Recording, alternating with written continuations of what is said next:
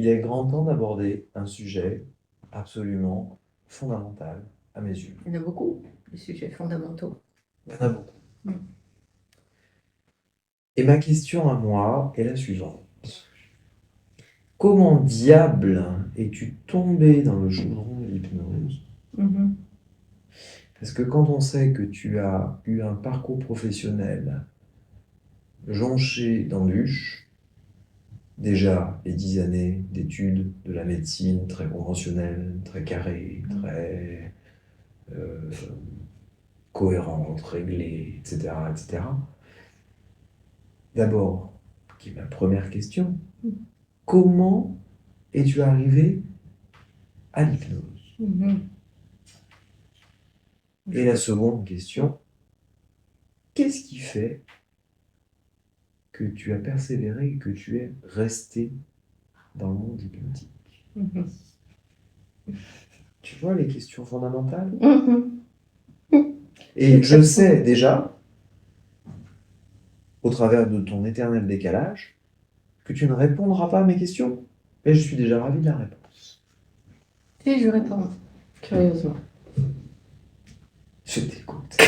Ça me fait rire. Quand j'étais petite, ça devait être mon caractère, je jouais à la marelle à l'école primaire, communale. Et il y a le ciel, tu sais. Ouais. Les garçons, vous Ouais. jouez moins. Mais... Oui, il y a le ciel. Et j'avais ma boîte de pulmol. Et quand tu la lances, tu fais les sauts. Et quand ta boîte, elle arrivait pas bien dans la case qu'il fallait, tu perdais ton tour. Curieusement, et je ne sais pas pourquoi, ça m'a beaucoup altéré, mais je ne sais pas pourquoi, moi je suis perfectionniste, et je voulais arriver au ciel d'un coup. Et donc je perdais tout le temps. Mais ça m'est égal. Alors, les autres petites copines jouaient et j'étais la dernière parce que j'y arrivais jamais. Il y avait toujours la boîte qui s'arrêtait là où il fallait pas. Je pense que j'ai fait anesthésie parce que j'étais rentrée dans le moule et que j'ai été obligée d'aller jusqu'au bout, au ciel, peut-être. Je ne sais pas. Sans y rentrer. Sans y entrer, ça c'est sûr. Et puis, au bout d'un moment, comme voilà, j'étais pas exactement au ciel. Euh, mais mon perfectionnisme m'avait poussé à aller à Paris pour apprendre, à l'époque, il y a très longtemps, les péridurales pour les femmes enceintes ou pour d'autres choses, et que je n'avais pas suffisamment appris avant de venir sur le Pays Basque. Et donc, j'avais décidé de retourner pour apprendre toutes les semaines à Paris, à l'hôpital, je ne sais plus comment il s'appelle, de Port-Royal, où allaient toutes les femmes parisiennes un peu, voilà. Et donc, je prenais la garde de nuit, ce qui soulageait mes collègues anesthésistes, et comme ça, je pouvais m'entraîner pas mal, enfin, si je puis dire. Enfin, Pratiquer en tout cas. pratiquer plutôt. Perfectionner. Ouais.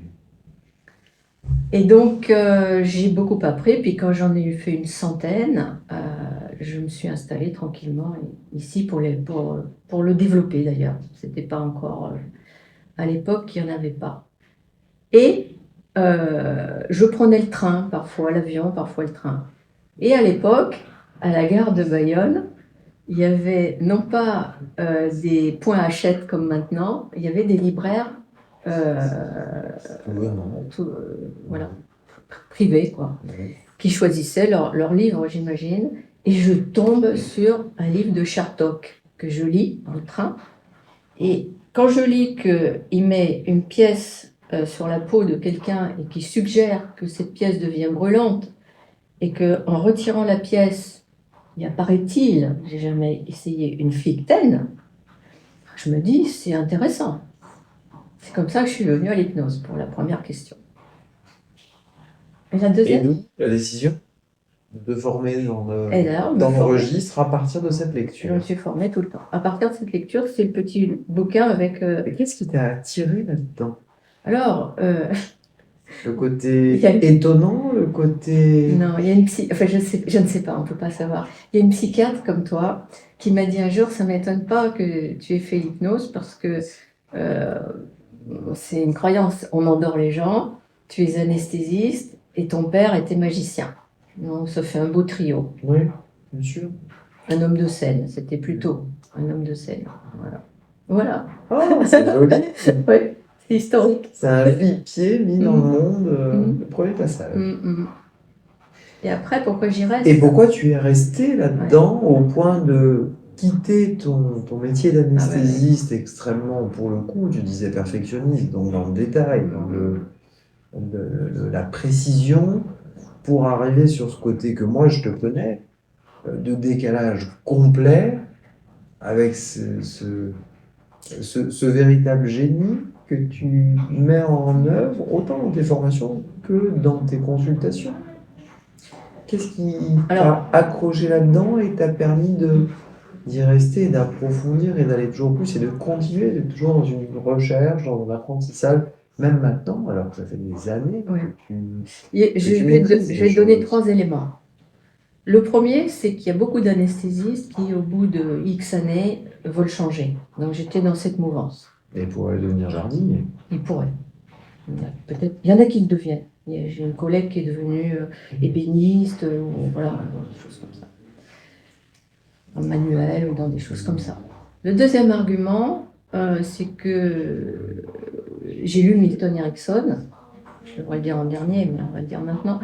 Et dans Milton Erickson, quand je lis, je ne sais plus si c'était Ma voix t'accompagnera ou Un thérapeute hors du commun, waouh, je découvre un psychiatre totalement différent du peu que je connais de la psychiatrie.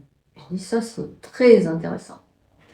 Et puis troisièmement, peut-être... Ce serait le côté un peu à la fois décalé, mais humain, c'est du Frédéric Honoré, et en même temps fin, très, dans une observation extrêmement précise. Donc on retrouve à la fois cette précision là et ce côté très décalé par rapport à la tendance habituelle. Et c'était exactement la troisième raison. Le côté décalé, déjà de Milton Erickson, qui lui était étonnant dans sa pratique de la psychiatrie pas aux mal États-Unis. paria et hors des clous. Complètement.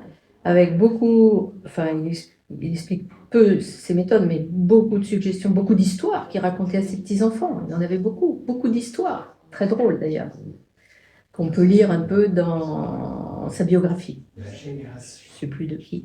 Et puis mon côté décalé que j'ai observé, puis surtout, c'est un peu la même chose, l'idée de ne pas être dans le moule. J'aime bien être décalé. C'est ça. Et puis la clientèle aime bien aussi. C'est un peu ce qui te caractérise, en tout cas à mes yeux. Toujours dans un décalage extraordinaire et dans une pertinence à l'image. Super. Magie, c'est l'anagramme d'image. C'est la conclusion. Voilà. Merci Fred. Avec plaisir. Pour cette confession. On peut le dire. À la minute.